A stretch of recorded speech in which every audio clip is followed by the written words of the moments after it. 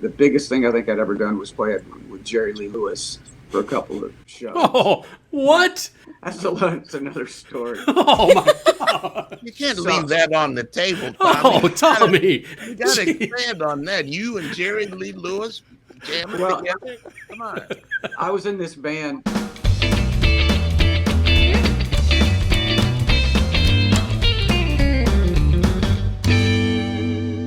Yeah, our fans are the greatest, man. I'm telling you. Just watching them last night, it's like I told them, I said, I feel like I'm on a giant Facebook page because I recognize just about everybody in here.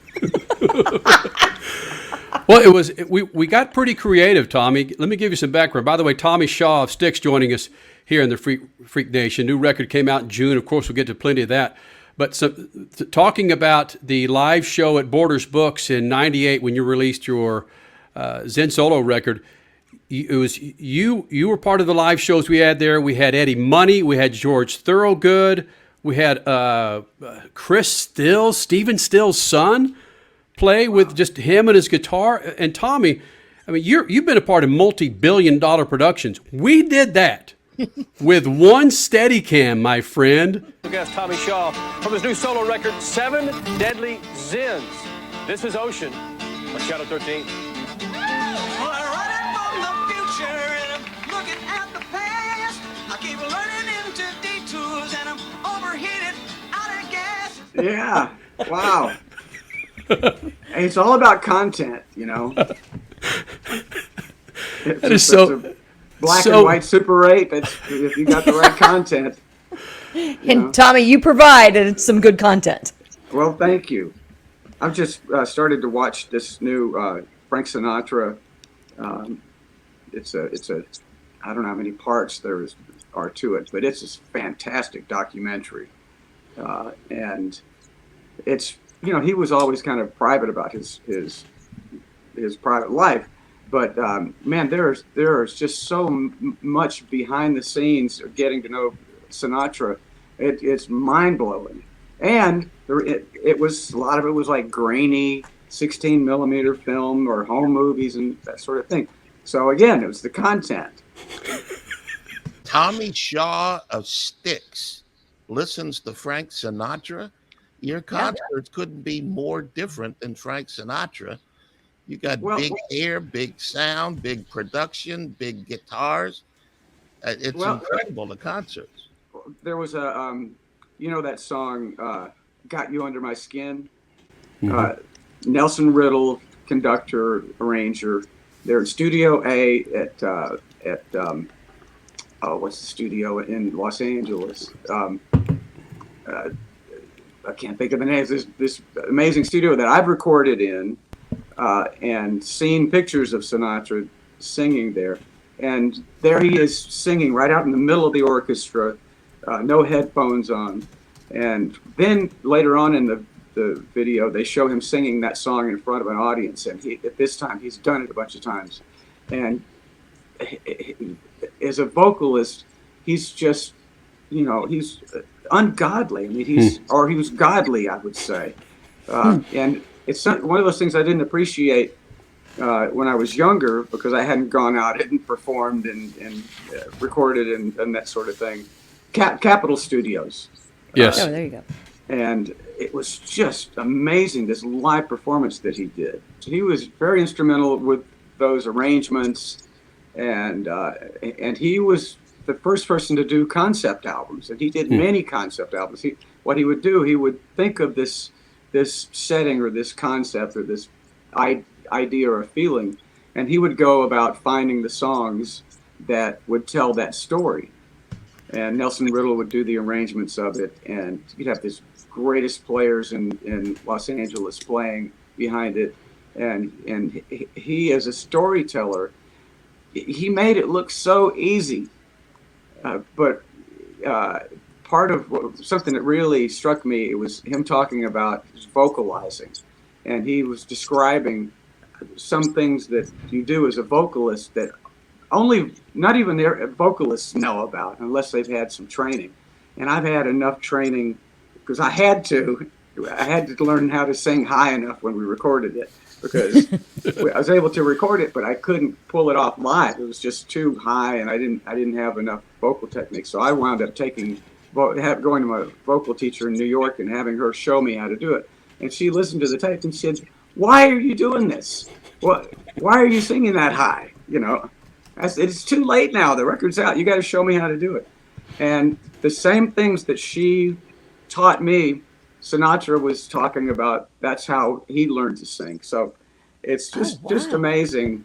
I never thought I would relate to Sinatra on such a personal way like that. Well, to, I guess, re-ask her question to you, why do you sing some of these verses so high? I mean, it's amazing, and people love replicating you all around the world, but how did you get to that, and why? I could do it without technique, but I couldn't do it for very long or very many times in a row. And so I needed to, it was like an engine that wasn't tuned up, you know, that you've got a couple of spark plugs aren't right, and you just go ahead and floor it anyway. And the next thing you know, you're broken down on the side of the road.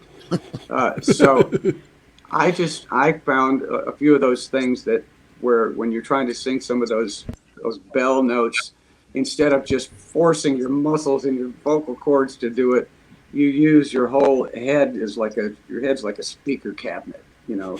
And so you place those speakers in there so that they get the most projection. And so you do that vocally. And if you watch the Aretha movie just recently, you can see those same kind of mechanisms at work. It's so cool to hear how much you are still a student of the music industry. You love watching these documentaries, these movies, and you can pick something out of each and every one that can be relatable. That's fascinating. I don't think a lot of people realize that the best musicians truly do that. Yeah, and that's why I can still actually I sing better than I used to, because I sing more properly, and I can do a lot more with a lot less energy, and I can feel I'm not just getting lucky when I hit the note. It's like I know I can hit that, and so there's so much joy in knowing that I'm going to get there and I'm going to be able to do it, and I just can't wait to go sing every night. Wow. And then that's what keeps you healthy night in and night out, especially in places like where you are now in Phoenix, or let's take Las Vegas. I know some singers can't stand going to Las Vegas because of the dry throat conditions. So, yeah, I mean, have you changed your daily habits from 20 years ago to now to keep you healthy on the road as well? The only thing that's changed was when I moved to Nashville. It's so green, and there's so just constantly allergens in the air that I have to worry about that. So I wound up taking like a something for allergies every day, and I have these, there's always like a new contraption that you can get to kind of clear out your throat and your nasal cavity and all that stuff. You don't want to hear about all that. But I've got drugs. You know, my wardrobe case sometimes looks like a pharmacy. You know, let's try this one. You know, but they work. So you gotta have it's like it's like an engine. You just can't have all this carbon buildup in there. You got to keep the flow going. Do you Love it. you do this for your fans? It's important to you, listening to your music, that your stage performance replicates what they get from the albums, from the CDs. Do your fans demand that, or do you just go a little extra to give it to them? I demand it just because I want to do it, and I don't want to be worrying about am I going to crash and burn.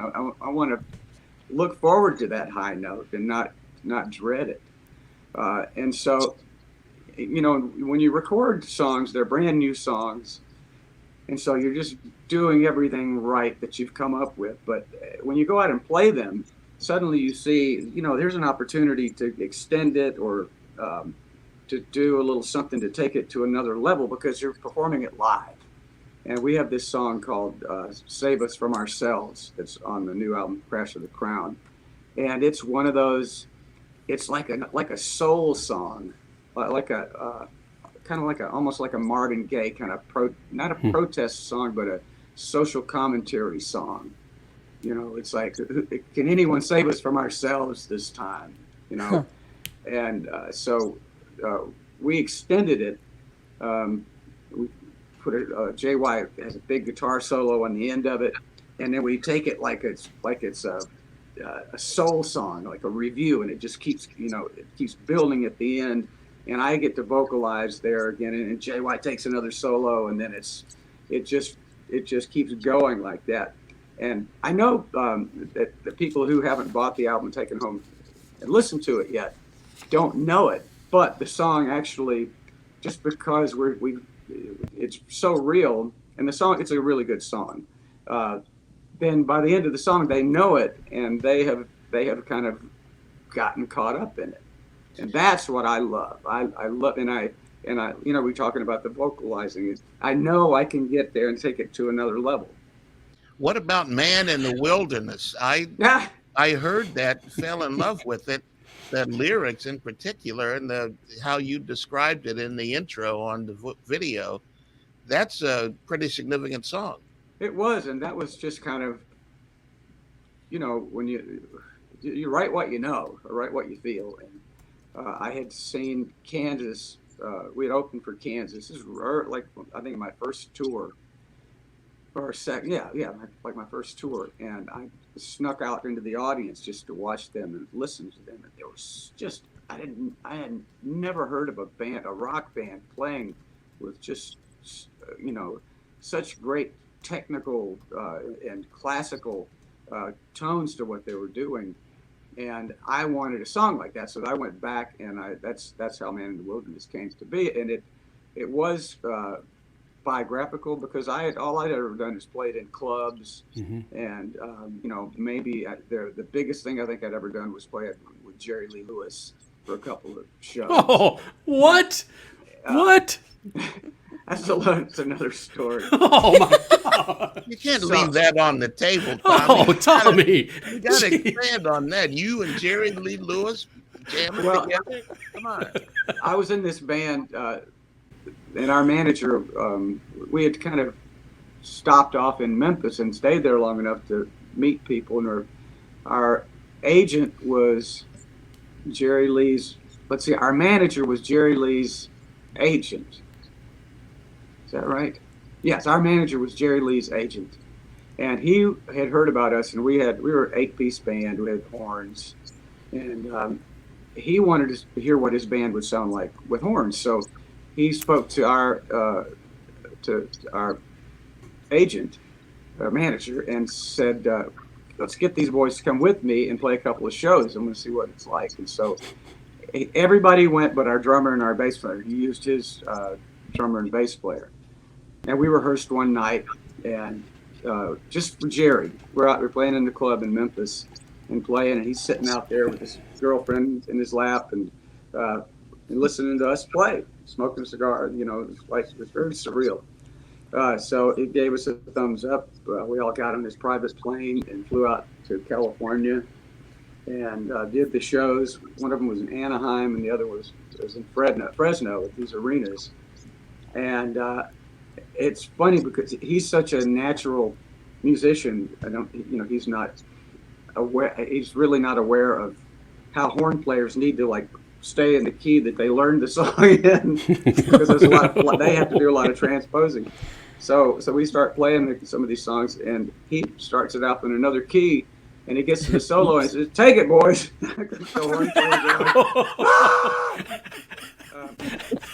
But he was such a pro. Some guy started heckling him because he had been doing his, Great Balls of Fire and something like that. And some guy's out there yelling at him and heckling him. He stops, and then he does "Green, Green Grass of Home," and makes that guy look like it, because that's a beautiful kind of religious, Americana song. And he just took the pants off that guy in front of everybody. Don't mess with the killer. No. Taking care of your car is a responsibility. It ensures the long life of your car and its expensive components. That's why Lucas Oil takes automotive protection so seriously. Lucas heavy-duty oil stabilizer bonds with motor oil to shield engines from heat and wear. So take pride in caring for your car and pass that pride and knowledge to the next generation for years of smooth, reliable driving on the long road ahead. Trust Lucas Oil. It works. You've, as a solo artist and as even before Styx, as we found out, have played for some pretty formidable people and bands. 1977 for me. You know what? I don't hate reminiscing like this. Screw it. September of 1977, Styx opened up for Kiss. How much of that tour do you remember, Tommy Shaw? Well, it was actually the second time I'd ever opened for Kiss, because when I got the job with Styx, they had found me back in my hometown. That other band I'd been in, disco music and the economy breaking down kind of sent us all back home. And so I was back in my hometown in Montgomery, Alabama, and playing in a bowling alley lounge with my buddies from high school. Bowling alley lounge. Yeah, and there, disco music we were a band playing all original songs, an 8-piece band. Nobody knew our music. They wanted to dance, and the club owners were saying, I don't need you. I can buy a stereo and some lights and not have to argue with you guys. So they kind of just, shredded our few gigs that we had. And so I went home and did that, and it was great. Just 100 people coming in there and watching us play and sing songs. And, but the previous band had been, we played at this club called Rush Up on Rush Street in Chicago many, many nights. Ooh. And one of those nights, the tour manager from Styx came in and introduced himself to us. And so he had gotten to see us, and he really liked the band. And there came a point when they had released Equinox. They had a brand new album, brand new record label, a new manager, and they had a national tour booked. And John Serlewski, the other guitarist in the band, decided, I'm out. He walked away from it. And, it's so hard to reschedule a tour. People want their money back, and they just, it's too much trouble.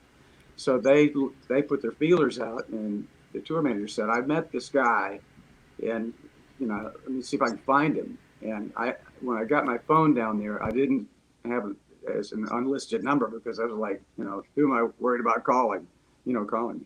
And so they got my number from directory assistants, called me up and invited me to come up and audition. And next thing I know, I'm packing up and learning 13 songs, a stack of albums. You go home, get your stuff, learn these 13 songs, come back, and then we hit the road. One rehearsal. Off we go. Wow. Wow. I can't think of anything else besides wow. It was wow. Yeah. Did that turn into the Kiss, opening up for Kiss? I left out the whole point of the story. Yeah, you did. That's right. In the bowling alley lounge, before this happened, a guy who was a fan of our little band came in and said he had something to do with Styx coming to play Garrett Coliseum that evening. And the opening act, their truck had broken down. And he said, you guys want to come open for Kiss? And we're like, sure. But we're playing like Jackson Browne, Eagles songs. And I'm playing steel guitar and acoustic guitar. And, but we're like, yeah, okay. So we go out to the Coliseum and walk up there, and Kiss their gear's on stage. And we bring our, we got a handful of equipment to bring in. And so I saw Gene Simmons, and I went up to him and I said, do you think we could get a sound check? And he looked down at me and like, come here. And he took me for a little walk around the outer part of the arena floor. He said, look, bands with hits don't get sound checks with us. But yes, you can have a sound check. So we got a sound check. Yes. Wow. And so when Styx opened for Kiss in Houston, then I saw them again. But in our dressing room, he and Paul came in. And they were just getting ready. They were suited up in all their regalia. Came in. And, it was, it was nice to have a better gig to greet them with. That is amazing. You look, these stories, you could go on and on and on. Now with your 17th record with Crash of the Crown, do you find some of these bands that you work with in the similar situations that you were opening up for Kiss, that Tommy Shaw's talking to me, he's walking out on stage with me and out in the crowd going, boy, you want to sound? Do you find now, many years later, especially with this new release that came out in June, that you're walking the same walk that Gene Simmons did with a young Tommy Shaw? I guess I don't really think about it. When you're backstage, anyone who's back there belongs there, and they've made their way there. So we're always courteous to local opening acts who come up, because they've achieved a certain level of experience and following in order to get to that point. So yeah, I can definitely relate to that. And and people usually they bring their best, so you wind up hearing some really cool stuff. Did you think Tommy Shaw, Styx, did you think back in the mid 70s that you'd still be touring in 2021 and out there on the stage banging the guitar? Did you see that then? Well, I didn't see anything else. I was, I'm kind of a one-trick pony. This is what I do, and I'd hoped that I would continue to be able to do it, and so far I've been able to do that. But yeah, I did not have a fallback. You had no plan B. That you were going to tour no matter what. You don't want me doing plan B, because it's like my wife. She's very capable of running the show at home, and I've got music playing in my head 24 hours a day. Not always good music. Sometimes it's like really bad, smooth jazz, and and I'm like, why am I? Or I'm just going over a scale in my head. Like, why am I doing that? What are you hearing right now? I'm interrupting you, and I'm sorry, but what are you hearing right now? Just some kind of like random jazz. Just like a sax solo, just kind of something of Miles Davis album. I'm constantly. I have a very short attention span, and my wife she still loves me, so she's used to it. But it's good that I can do this, because I'm dysfunctional in so many other ways. But okay, so Statman is saying that back in the 70s, did you ever think you'd still be doing this come year 2021? Well, let's just take it back 1 year. Just last year, you're putting together Crash of the Crown. Did you think that you were going to get to this point right now because of how the pandemic changed everything, including recording sessions? Well, fortunately, we had already begun. We had written everything but 2 songs. Ooh. The only 2 songs that were written during the lockdown were Our Wonderful Lives and To Those. Everything else was already in the can, and it was, that if you listen to the album, it kind of sounds like we're writing it about what's going on right now, but right now it's just an extension of what was going on back then. Very true. So, it was something. It was, unlike anything that any of us had ever experienced before. And I'll tell you, the fact that we were already into making the record, and and technology came along to fill in the gap of us not being able to be in the same room. So we used that technology to record our drums from Austin, Texas, listening to them in my studio in Nashville, Chuck Panazzo, our tour manager, drove 900 miles down to pick him up, drove him to the house. He did his recording, drove him 900 miles back to Miami. Oh my! Lawrence had finished a lot of his recordings, but he couldn't come into the United States. We couldn't go up there, so we did it from his studio on a Zoom call. It was just like this. But I'm Lawrence, and you're his producer, and there's Will, and then there's the engineer. So that's how we finished out those parts. And then Will mixed it, and we were just bound and determined that nothing was going to stop us from finishing that album. And we did it, and it's one of my favorite albums we've ever made. You've clearly had too much time on your hands, though, right? Hey. Oh yeah, that was the theme song. That was the theme song of the year. With this being one of your favorite albums, Tommy, does it have everything to do with the fact that it was in your studio and what you had to go through to put out such good music? I mean, you could have wasted 2 years, but the music that I've heard from Crown, it's good music. Is that why the struggle, studio, is that why it's so special? Well, it's all part of it. We had, on the previous album, The Mission, Will and I, just in contemplating how it's going to be, what's it going to sound like, we agreed that our favorite Styx albums were Grand Illusion, Pieces of Eight, and Equinox. And so we listened to those albums. What is it that we like so much about those albums? We love the drum sounds. We love the great analog sounds. We love the vocal harmonies. And so we said, let's make a new album and just be that band who was doing that. So, because that's to me, it's so identifiable as Styx.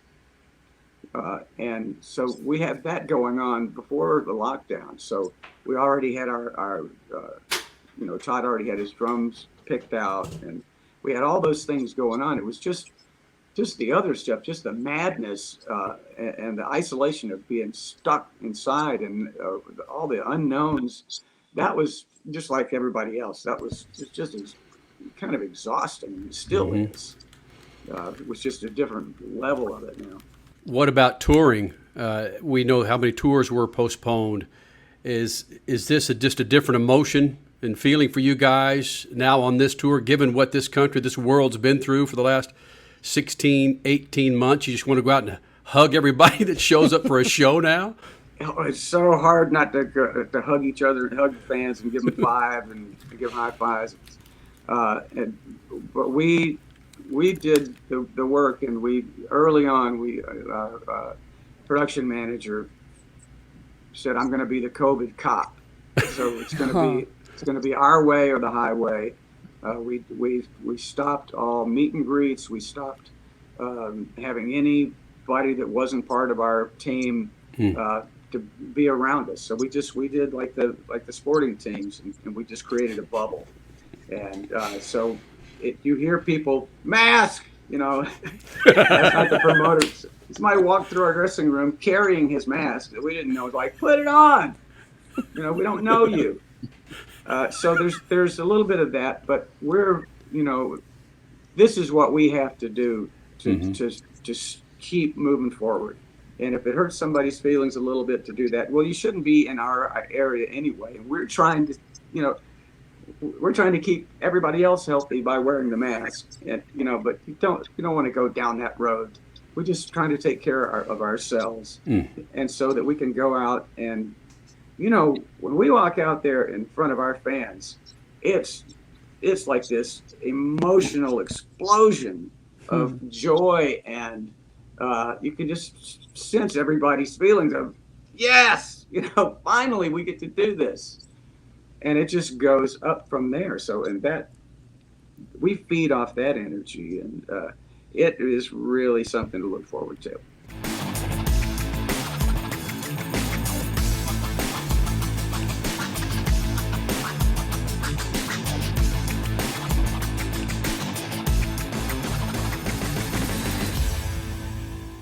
one thing that I want to touch on as well is the charity that you guys are involved in. In fact, we're coming up on the 20th anniversary of 9/11, which what you and your wife and Kevin Cronin of REO Speedwagon started shortly thereafter 9/11.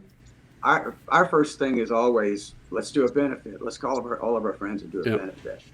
So we got, just pretty much everybody said yes, and we did a couple of shows in New York, and we got involved with the Port Authority Police Department because they had kind of slipped through the cracks by, it was the New York Police Department and the New York Fire Department, and they deserved all the attention that they got.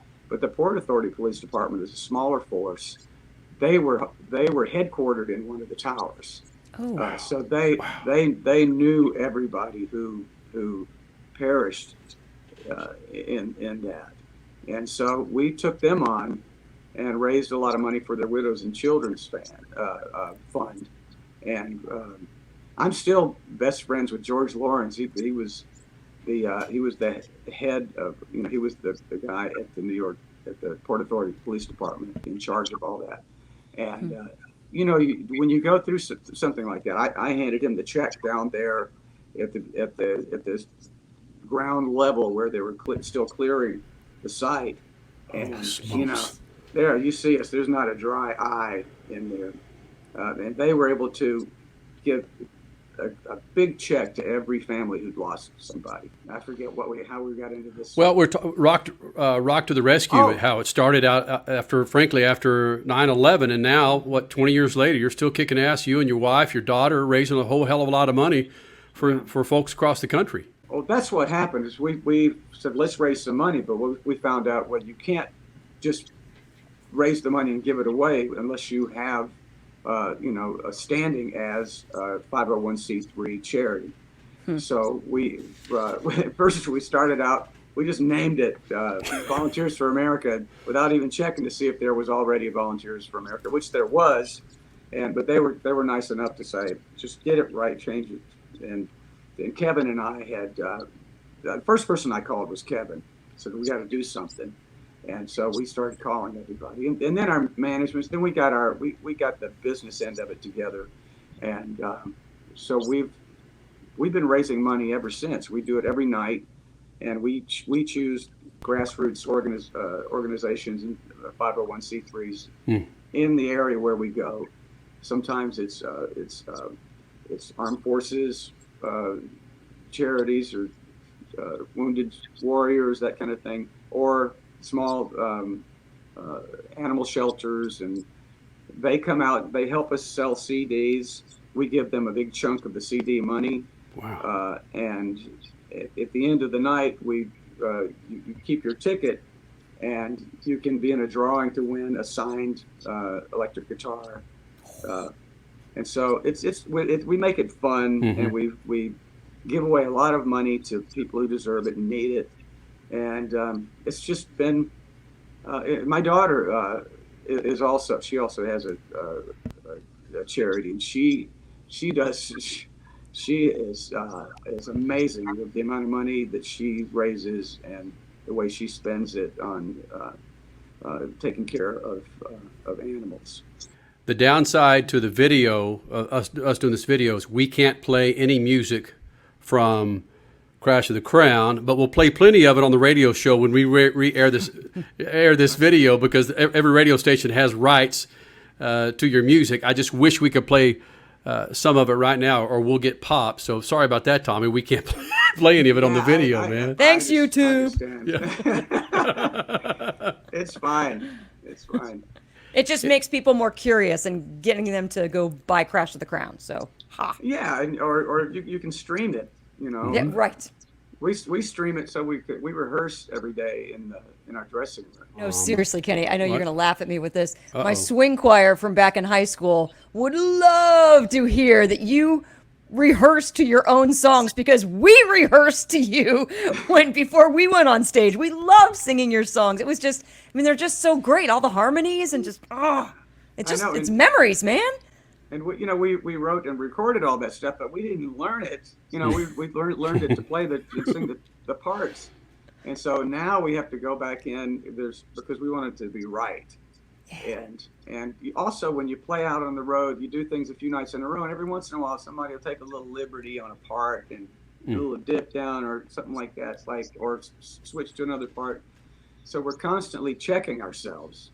Because I don't know if you've probably heard some bands where you go to see them and it's like, well, those songs don't sound like a record at all. Right. And what's happened is that just day by day, little by little, they take liberties and they change things. And next thing you know, they've done some damage to the songs.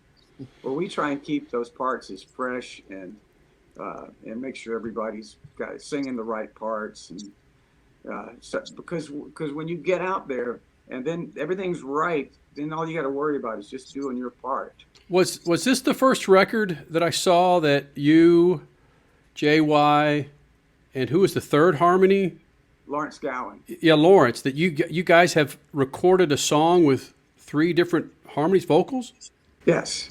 Yeah, 3 different lead parts. Wow.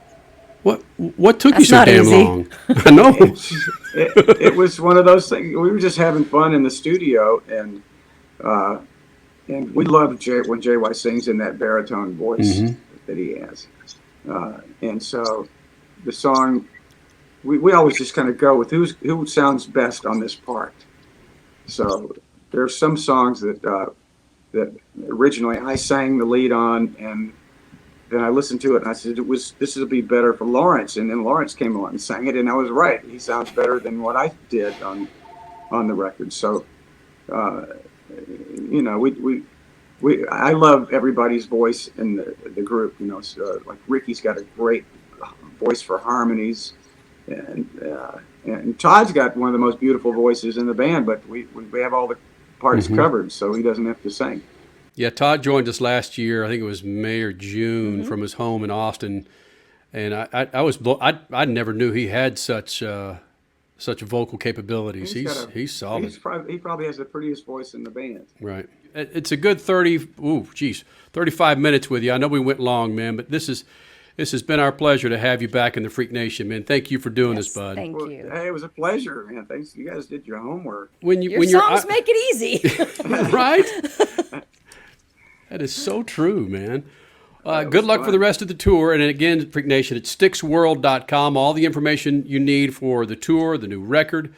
I didn't even get to talk to you about Daryl's house. That was incredible. That show with Daryl Hall. Holy smokes! And did you what is it? Did you eat some meat and get what did you? Because you're a vegetarian and you had meat at Daryl Hall's house. I ceased vegetarianism years ago. Okay. Yeah, I'll eat anything now. Right? You're back on the road again, man. I'll eat a squirrel. No, I won't. No, I like squirrels. Tommy, thank you very much for doing this, and good luck for the rest of the tour, buddy. Yeah, thank you. You got it, man. And Daryl's house was a lot of fun. Yeah. Had you guys really never met before? Had never met, and I'd just come in my traveling clothes, and I had to pee, and I was going to go in there and change clothes and pee. So I walked in the door, and there they are with cameras, and they said, "Okay, it's right over there. Let's go." What? So I played it and did the whole thing. That's probably more information than you needed to hear. But did that make it easier to get the high notes? Yeah, I think it did. Like,